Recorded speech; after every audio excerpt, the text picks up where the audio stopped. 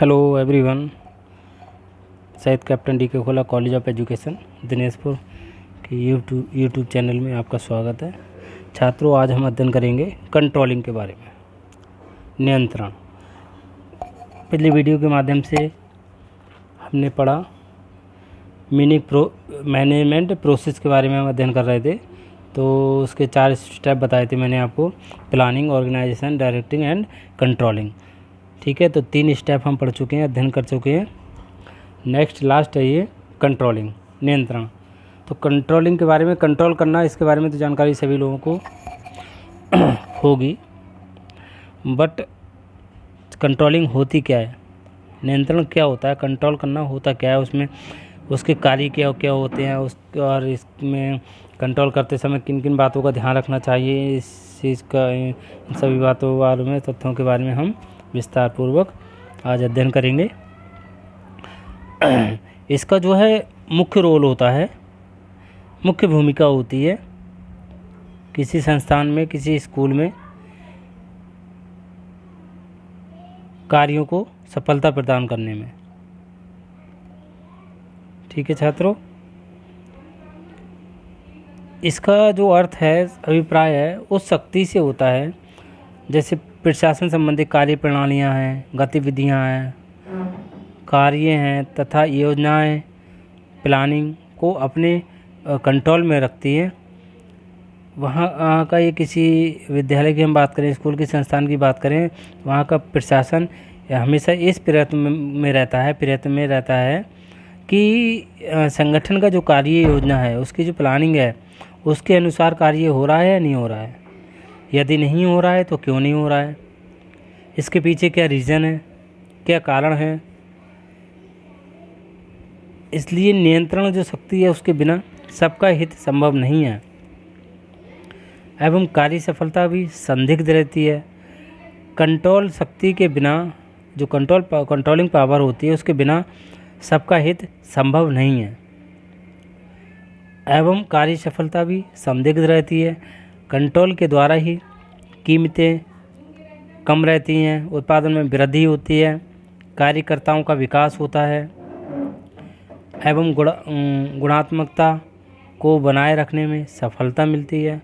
शैक्षिक क्षेत्र में मानवीय एवं भौतिक दोनों प्रकार के साधनों के नियंत्रण के अभाव में शिक्षा दिशाहीन हो सकती है। स्कूल में मैंने पहले अभी बताया कि ऑर्गेनाइजेशन में मुख्य रूप से दो तथ्य रहते हैं। कौन कौन से?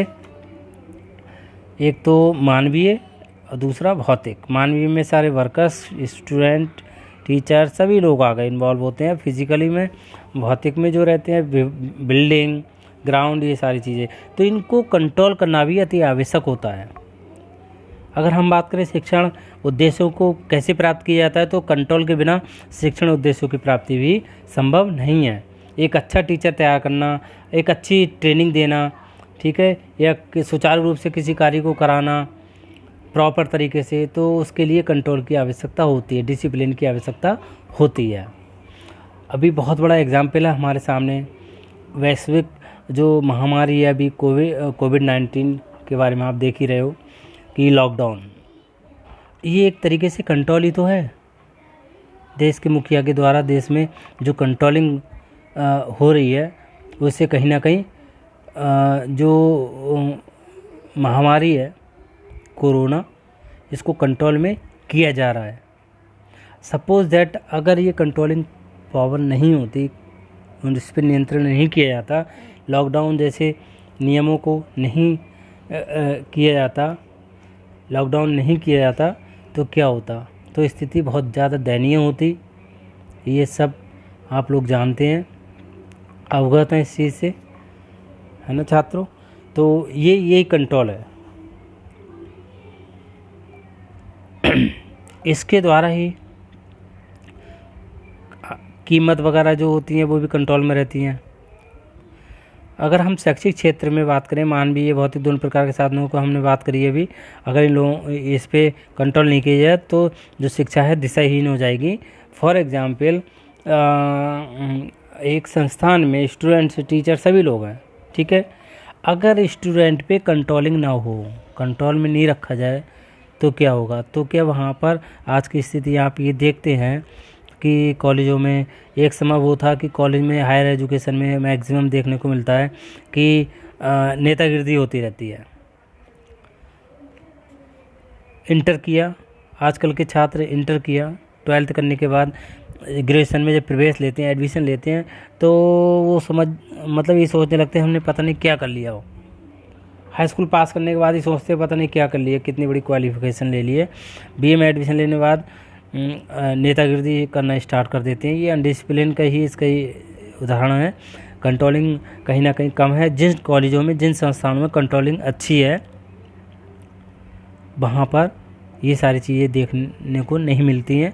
हम बात करें माली की, अगर माली पे कंट्रोल नहीं किया जाए, उसको एक कार्य प्रणाली के अंतर्गत ये नहीं सौंपा जाए कि आपको ये कार्य करना है, इस तरीके से उस पर कंट्रोल नहीं किया जाए, हाई अथॉरिटी के द्वारा वो नहीं देखे कौन सा पौधा सूख रहा है, नहीं सूख रहा है, सफाई हो रही है, नहीं हो रही है ना, इन चीज़ों को, तो क्या होगा? स्थिति ज़्यादा ख़राब हो जाएगी। अगर हम माली की बात करें, माली अपना वर्क सही से नहीं कर रहा है, जिम्मेदारी के साथ नहीं कर रहा है, तो ग्राउंड में घास बहुत बड़ी हो जाएगी, है ना, पेड़ मतलब उनकी कटाई छटाई नहीं होगी। तो ये सारी चीज़ें हैं। स्वीपर का वर्क है, सफाई करना, अगर उस पर कंट्रोल नहीं किया जाए तो सफाई आज कर दिया, 4 दिन में आदमी किया, तो एक दिन क्या होगा? सब आना बंद, बहुत ज़्यादा स्थिति दयनीय हो जाएगी। इसलिए कंट्रोलिंग की आवश्यकता होती है, ठीक है। और यही कंट्रोल है, ये कंट्रोलिंग है। शिक्षा की हम बात करें तो वो दिशाहीन हो सकती है, लक्ष्यहीन हो सकती है। इस प्रकार की संस्था की गतिविधियाँ उन्नति हेतु कार्यकर्ताओं की कार्य क्षमता का मापन कंट्रोल की प्रक्रिया द्वारा ही संभव होता है। इसको कुछ लोगों ने, कुछ विद्वानों ने परिभाषित भी किया है। पहली डेफिनेशंस है, परिभाषा, मैरी कशिंग नील्स, इन्होंने कहा है कि नियंत्रण संगठन की निर्देशित क्रियाओं, निश्चित उद्देश्यों अथवा एक समूह के प्रति एक संतुलन बनाना है। समझ रहे हैं कि कंट्रोल जो ऑर्गेनाइजेशन है, संगठन है, उसकी निर्देशित क्रियाएं, उसके द्वारा जो क्रियाएं बनाई गई हैं, दी गई हैं, कार्यभार जो सौंपे गए हैं वो एवं निश्चित उद्देश्यों, क्योंकि जो किसी भी हम कोई कार्य करते हैं उसका कहीं ना कहीं हमारा कोई उद्देश्य होता है, पूर्व निर्धारित होता है, ठीक है, अथवा एक समूह के प्रति, मतलब इन तीनों चीज़ों में आपस में संतुलन बनाना है। Control is to make balance toward directed activities of the organisation toward a definite aim or a group of them। Next definitions है कुटज एवं ओडोनेल, इन्होंने कहा है कि इन्होंने जो है मापन और सुधार की दृष्टि से नियंत्रण को परिभाषित करते हुए कहा है कि नियंत्रण का प्रबंधकीय कार्यकर्ताओं के निष्पादन का मापन और उसमें सुधार करना है, और ये सुनिश्चित करना है कि लक्ष्य और योजना इनकी प्राप्ति में पूर्ण हैं।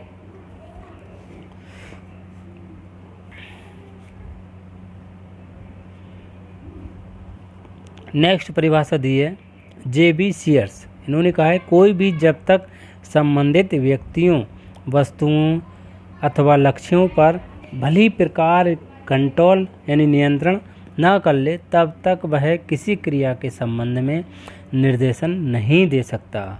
अगर क्या मीन्स इनका कहने का कि जब तक कोई भी जब तक संबंधित व्यक्तियों, मतलब जो एक सिस्टम में जो इन्वॉल्व लोग हैं संगठन में, उन व्यक्तियों, वस्तु मतलब आप समझ सकते हैं भौतिक, ठीक है, भौतिक तत्वों की बात कर रहे हैं, अथवा लक्ष्यों या फिर उद्देश्यों की, उनको भली प्रकार कंट्रोल ना कर ले, उनको कंट्रोल में नहीं किया जाए, तब तक वह किसी क्रिया के संबंध में उनको गाइड नहीं कर सकता, निर्देशन नहीं दे सकता, संचालन नहीं कर सकता। जब कोई चीज़ कंट्रोल में नहीं होगी तो उस पर सही प्रकार से संचालन नहीं किया जा सकता, और ये मैनेजमेंट प्रोसेस में बाधा उत्पन्न होती है। ठीक है छात्र, ये होगी कंट्रोल है क्या, मीनिंग इसका, डेफिनेशन भी होगी। नेक्स्ट हम बात करते हैं इसके कार्य। अब तो समझ गए होंगे कंट्रोलिंग क्या है, तो अगर ये कंट्रोलिंग तो इसके कार्य क्या क्या हो सकते हैं। ठीक है,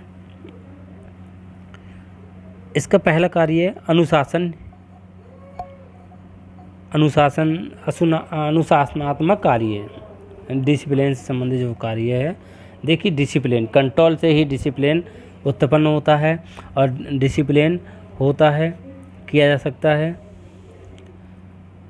और देखिए कई बार मैं चर्चा करता हूँ क्लास में भी डिसिप्लिन कि आज एक अच्छा शिक्षक, कोई भी टीचर कुछ भी कैसी पढ़ा रहा है, अगर क्लास में उसके कंट्रोल है, डिसिप्लिन में है क्लास, तो बाहर का व्यक्ति अगर क्लास से कोई बाहर भी सुन रहा है या निकल के जा रहा है तो उसे लगेगा कि हाँ कि टीचर कुछ अच्छा पढ़ा रहा होगा, या फिर ये एक तरीके से ऐसा एग्जाम्पल है कि हाँ कहीं ना कहीं बच्चे कंट्रोल में हैं टीचर के। दूसरा, प्रगति का आधार भी अनुशासन ही है। एक डिसिप्लिन अगर जहाँ पर होगा वहाँ पर प्रगति भी होगी, विकास भी होगा। डिसिप्लिन एक ऐसे वातावरण का निर्माण करता है जिसमें रहकर कार्यकर्ता उत्साहित होता है और उद्देश्य प्राप्ति की ओर अग्रसर होता है, यानी उद्देश्यों को प्राप्त करने में आगे बढ़ता है। अतः डिसिप्लिन को बनाए रखने के लिए कंट्रोल आवश्यक है, नियंत्रण आवश्यक है। बिना कंट्रोल के, बिना नियंत्रण के डिसिप्लिन संभव ही नहीं है। किसी अगर संस्था की बात करें तो उसमें अनुशासन स्थापना हेतु कंट्रोल की आवश्यकता होती है। इससे ईमानदारी को बढ़ावा मिलता है, बेईमानी में कमी आती है। ठीक है, यानी वही नैतिकता अनैतिकता आप कह सकते हैं कि जो गलत काम हो रहा है वो रुक सकते हैं, कोई गलत कार्य हो रहा है, गलती हो रही है, कमी हो रही है, उस कमी को सुधारा जा सकता है। इसमें कहीं ना कहीं कंट्रोल का मुख्य रोल होता है, इसका मुख्य कार्य होता है। ठीक है, डिसिप्लिन से संबंधित जो कार्य होता है वो कंट्रोल का ही होता है। कंट्रोल अगर होगा, कंट्रोलिंग पावर अच्छी होगी तो डिसिप्लिन भी अच्छा होगा। नेक्स्ट है समन्वय संबंधी कार्य, कोऑर्डिनेशन। देखिए कोऑर्डिनेशन की हम बात करते हैं, कोऑर्डिनेशन भी कहीं ना कहीं कंट्रोल पर निर्भर करता है। इसका आधार, इसका बेस जो है कंट्रोल ही है, नियंत्रण। इससे संगठन के यानी ऑर्गेनाइजेशन के विभिन्न कार्यों में, विभिन्न क्रियाओं में समन्वय स्थापित होता है, यानी कोऑर्डिनेशन स्थापित होता है। कोऑर्डिनेशन से प्रेम, सहयोग, निष्ठा एवं आपसी तालमेल में वृद्धि होती है और आपस में बढ़ने वाले प्रत्येक प्रकार के तनाव को भी कम किया जा सकता है। ठीक है, ये एवं नई दिशा भी दी जा सकती है, नई दिशा भी प्रदान की जा सकती है, नई दिशा मिलती है। ठीक है, यानी कंट्रोल से ही डिसिप्लिन होगा, डिसिप्लिन से कोऑर्डिनेशन होगा, कोऑर्डिनेशन से तनाव को कम किया जा सकता है। एक नई दिशा, उत्पादन की नई दिशा, विकास की नई दिशा भी प्रदान की जा सकती है। नेक्स्ट है उत्तरदायित्व वितरण का सही ज्ञान। उत्तरदायित्व जो जिम्मेदारियाँ होती हैं उनका वितरण करना, अलग अलग कार्यभार सौंपना, उसका सही ज्ञान होना अति आवश्यक है। तो संगठन में कार्य और उत्तरदायित्व का वितरण सही है अथवा नहीं, इसका ज्ञान कंट्रोल द्वारा सुगमता से हो जाता है। अधिकृतों द्वारा निर्धारित उत्तरदायित्वों का भली प्रकार वितरण, डिस्ट्रीब्यूशन एवं प्रशासन का उचित ज्ञान नियंत्रण प्रक्रिया द्वारा संभव है। इसके साथ ही कार्यकर्ता जो होते हैं वे अपने, जो वर्कर्स होते हैं कार्यकर्ता, वे अपने उत्तरदायित्व का, अपनी जिम्मेदारियों का निर्वाह किस प्रकार करते हैं, कितना करते हैं, कितनी निष्ठा से करते हैं, ये सब जानकारी सफल कंट्रोल से संभव है, सफल एक अच्छे नियंत्रण से संभव है। इससे ही पता लगाया जा सकता है इन सभी बातों का। इस ज्ञान से ही कार्यकर्ता की कमी को दूर करने में सहायता मिलती है और उसमें समय रहते सुधार भी किया जा सकता है, कोई कमी है तो उसको सुधारा जा सकता है, बट कंट्रोल अगर है तो। नेक्स्ट है, वैसे बहुत सारे कार्य हैं। नेक्स्ट है भावी योजना निर्माण संबंधी कार्य। फ्यूचर जो प्लानिंग होती है उसका निर्माण करने से संबंधित कार्य है। कंट्रोल जो है भविष्य के लिए बनने वाली योजनाओं के लिए आधार प्रदान करता है एवं संगठन की सूचनाएं और जो तथ्य होते हैं, ठीक है, डेटा होता है, उसके संग्रह में कंट्रोल द्वारा सहायता मिलती है, ठीक है, नियंत्रण द्वारा सहायता मिलती है। इन सूचनाओं के आधार पर नई योजना का निर्माण फ्यूचर के लिए लाभप्रद हो सकता है। इसलिए जो भावी योजनाएं होती हैं वो निर्माण में यानी फ्यूचर जो प्लानिंग में या फ्यूचर प्लानिंग के निर्माण में कंट्रोल की, नियंत्रण की विशेष महत्वपूर्ण भूमिका होती है। नेक्स्ट हम बात करते हैं निष्पादन, मापन एवं उसमें सुधार संबंधी कार्य। निष्पादन मीन्स अचीवमेंट, उपलब्धि। तो कंट्रोल का जो महत्वपूर्ण कार्य है, कार्यकर्ताओं के अचीवमेंट का मापन करना है। कंट्रोल से ही पता लगता है किसने कितनी उपलब्धि की है, किसने कितना अचीव किया है, ठीक है, उसका मापन भी किया जा सकता है। उसमें जो है आवश्यकता के अनुरूप सुधार भी करना है। कहीं से आवश्यकता पड़ने पर सुधार की आवश्यकता होती है, सुधार भी किया जा सकता है। नियंत्रण के अभाव में यानी कंट्रोल के अभाव में कार्यकर्ता निष्ठापूर्वक कार्य संपादन नहीं करता है। कंट्रोल अगर किसी को, आजकल तो आप ही देखते हैं, कोई व्यक्ति अगर कंट्रोल ना हो तो अपना कार्य जिम्मेदारी से नहीं करता है। अगर जहाँ पर कोई व्यक्ति इस प्रकार अपनी जिम्मेदारी के साथ उत्तरदायित्वों का निर्वाह सही प्रकार निष्ठापूर्वक नहीं करता है, तब क्या होता है, फलस्वरूप जो उद्देश्य हैं उनकी प्राप्ति में कठिनाई आती है। अतः उद्देश्य प्राप्ति हेतु नियंत्रण द्वारा उपलब्धि का मापन किया जाता है। जो अचीवमेंट है, कितना अचीव किया उसका मापन किया जाता है। उसकी कमी होने पर उसे इस योग्य बनाया जाता है कि वह निष्ठापूर्वक कार्य कर सके। ये छात्रों, ये हो गए इसके कार्य, मुख्य कार्य हो गए। कार्य तो बहुत सारे हैं। उत्पादन में वृद्धि से संबंधित कार्य हो गया, संतुलन संबंधी, संतुलन स्थापित करना, ये सब बहुत सारे हैं, ठीक है। नेक्स्ट हम बात करते हैं इसकी सावधानियाँ। कंट्रोल करते समय किन किन बातों का ध्यान रखना चाहिए। Carefulness in controlling. मूल्यांकन विधियों में सुधार करके प्रशासन में अप्रत्यक्ष रूप से नियंत्रण रखना चाहिए। आप लिखना चाहें लिख सकते हैं, पॉइंटों में बोल देता हूँ मैं आपको। पहला पॉइंट है मूल्यांकन, इवैल्यूएशन टेक्निक्स जो होती हैं उनमें सुधार करके प्रशासन में अप्रत्यक्ष जो इनडायरेक्ट रूप में नियंत्रण रखना चाहिए।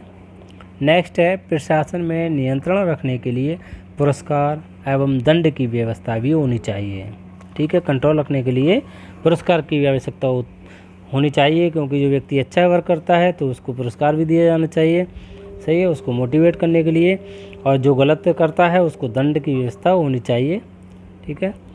नेक्स्ट है पनिशमेंट की व्यवस्था होनी चाहिए।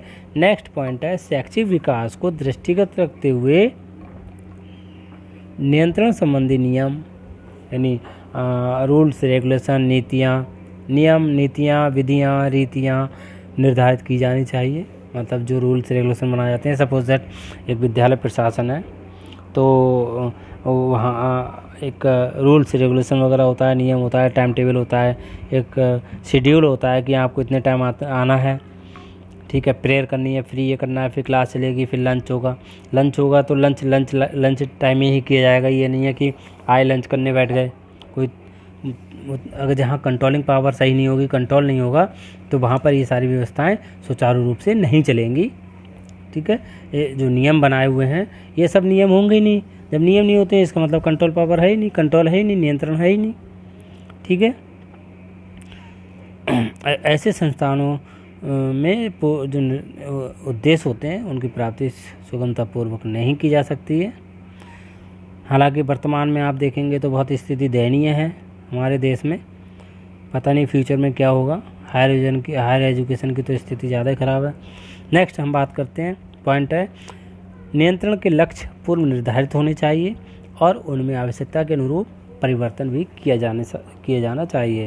यानी जिस उद्देश्य से हम जो कार्य कर रहे हैं, जो कंट्रोल कर रहे हैं, नियंत्रण कर रहे हैं, उसके जो उद्देश्य हैं वो पूर्व निर्धारित हों, पहले से निर्धारित हों। ठीक है, पहले से क्लियर हों और ऐसे हों कि अगर आवश्यकता पड़ने पर उनमें कुछ चेंजेस भी किए जा सकते हों। नेक्स्ट है योजना यानी प्लानिंग की क्रियान्वयन के प्रारंभ और अंत में नियंत्रण शक्ति का कठोरता से पालन होना चाहिए। जो प्लानिंग हो रही है, प्लानिंग करते समय जो प्लानिंग की है किसी वर्क को लेकर, किसी कार्य को लेकर के, और उसके अंत तक कंट्रोल अच्छे तरीके से होना चाहिए, आवश्यकता के अनुरूप होनी चाहिए।